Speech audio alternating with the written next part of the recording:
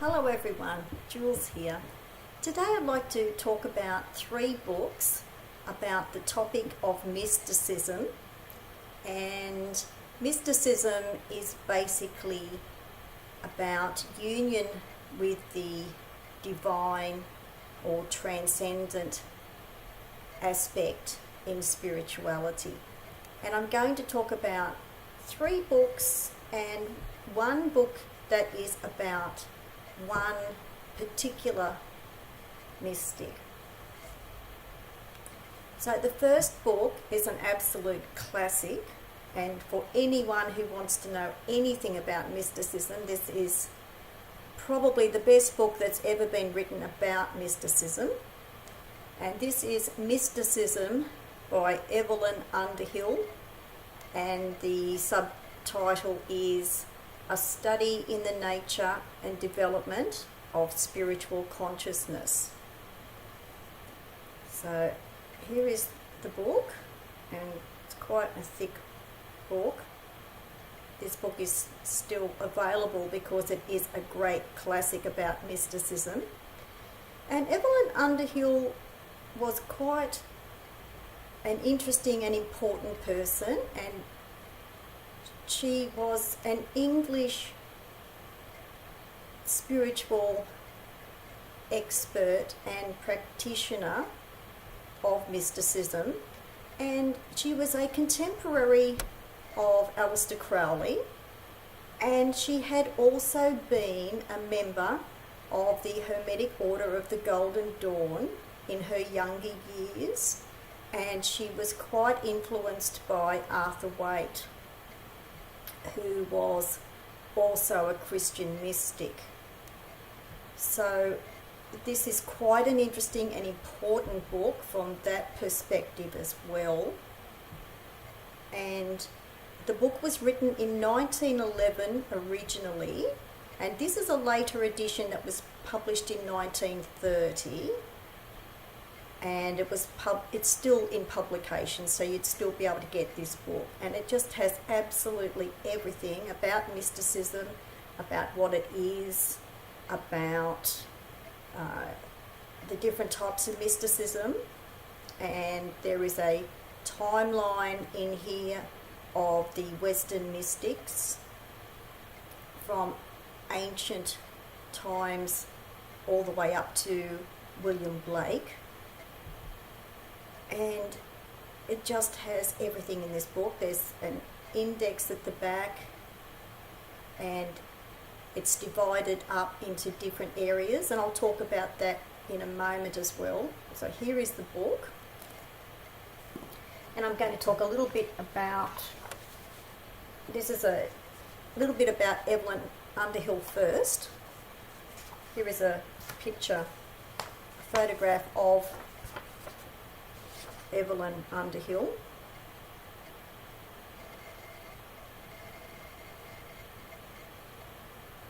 So this photograph may have been taken around the time or a little bit after, a few years after the book was written, first written in 1911.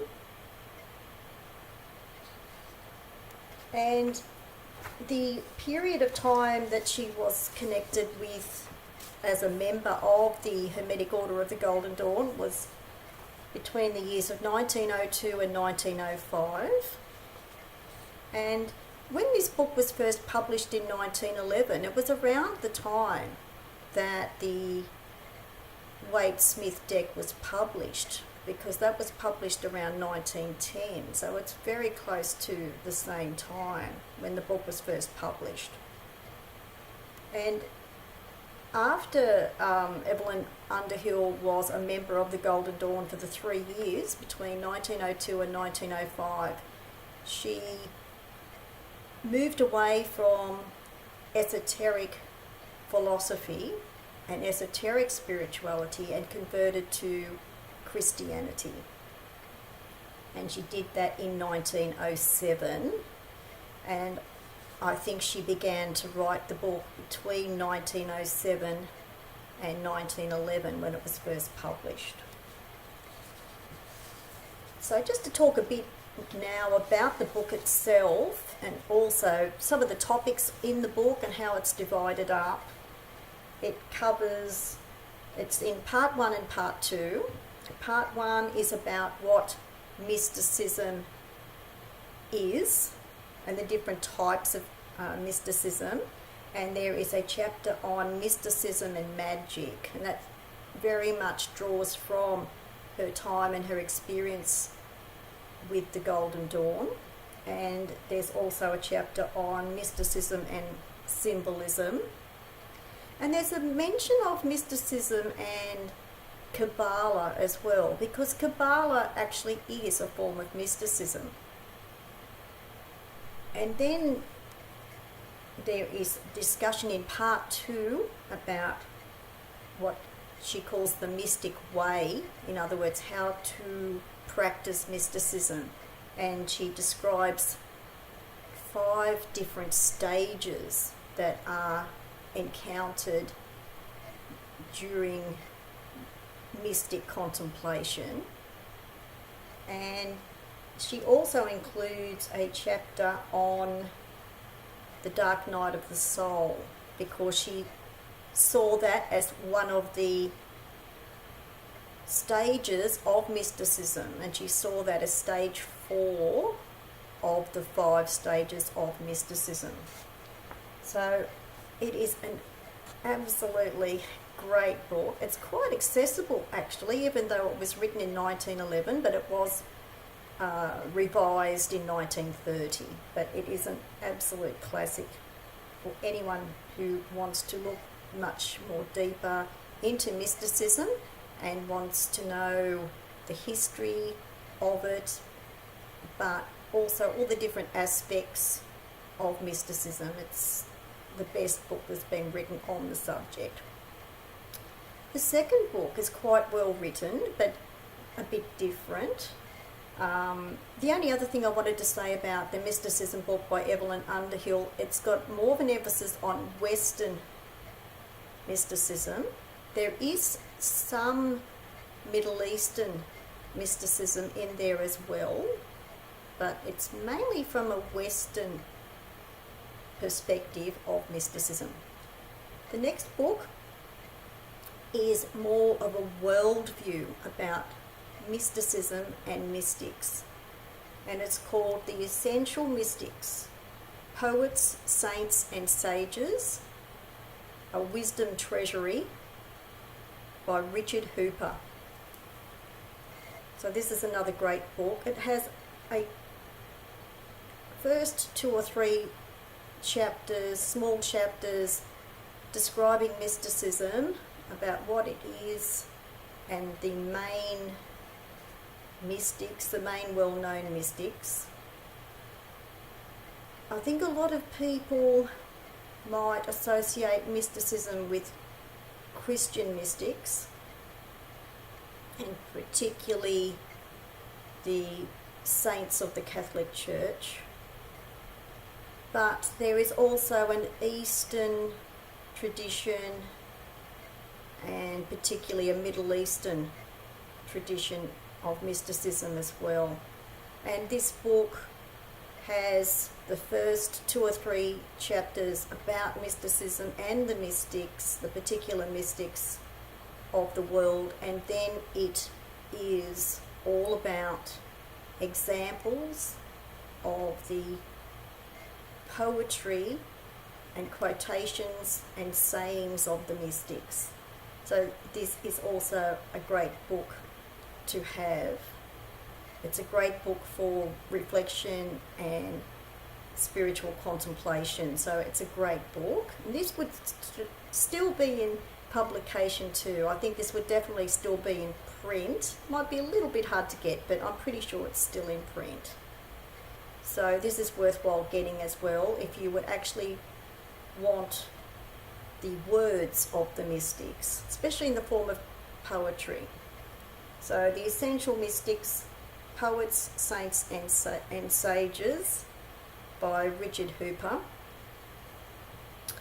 And the last book is probably the most accessible of all, and it is about the very well-known Persian mystic Rumi.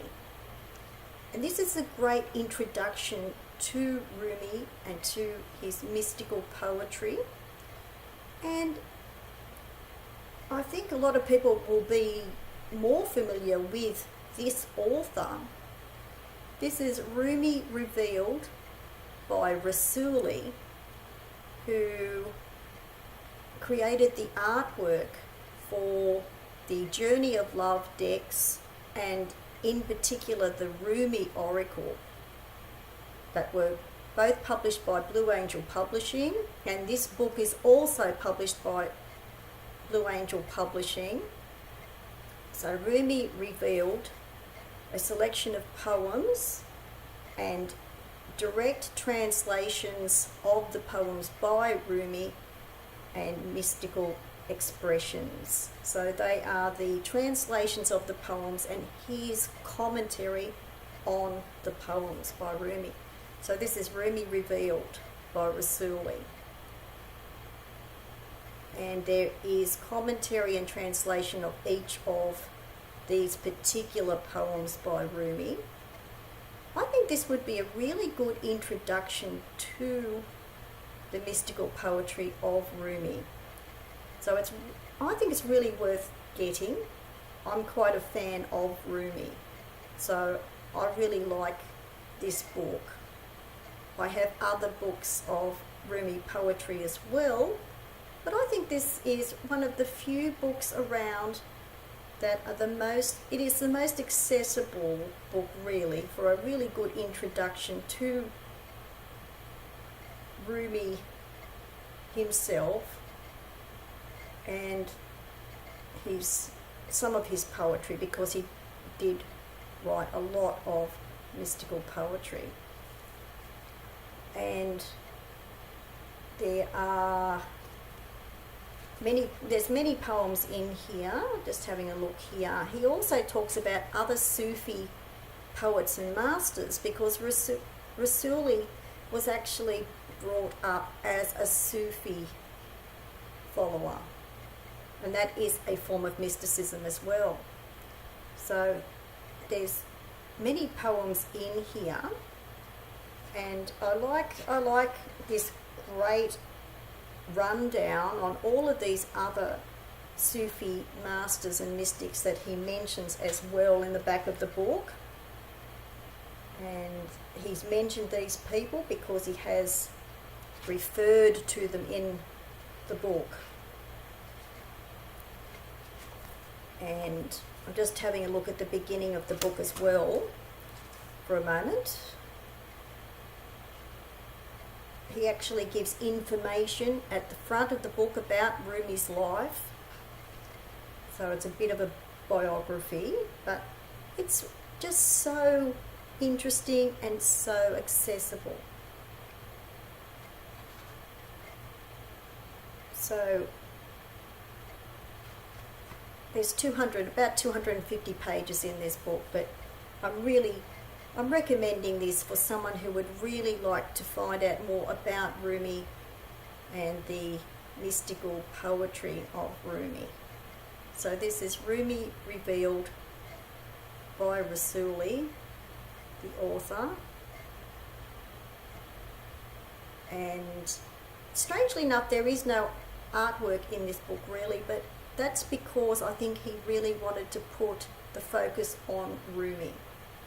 But it is a great book, and it's published by Blue Angel Publishing, and you should still be able to get that book. Okay, so they are three really great books about mysticism and mystics for people who would like to know more about that subject. So I'll put the details below the video. Thanks for watching. Bye for now.